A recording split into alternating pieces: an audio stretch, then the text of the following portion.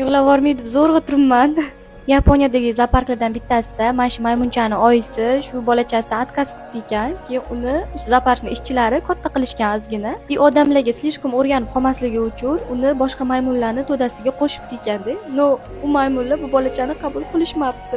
Aytgancha maymunchani ismi Panch ekan va Panch o'zini oyisiz yolg'iz his qilmasligi uchun yumshoq o'yinchoqchani oyi qilib berishibdi-da unga.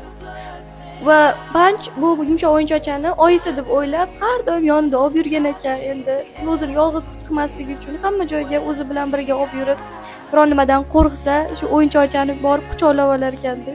O'yinchoq juda ham eskirib ketganda zooparkning ishchilari o'yinchog'ini xuddi shunaqasiga alishtirishar ekanda.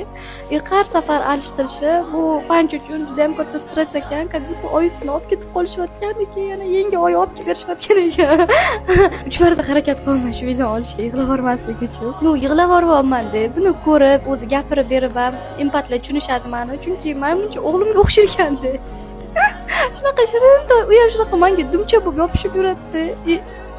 Oysiz tasavvur qildim-da, prosta. Xullas, Panch hali ham zooparkda ekan, uni ko'rish uchun juda ham ko'plab odamlar kelishayotgan ekan. O'zim aytib beryapman.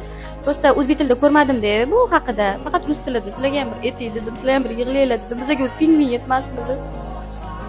Umid qilamanki, yaqin orada uni boshqa maymunchalar qabul qilishadi.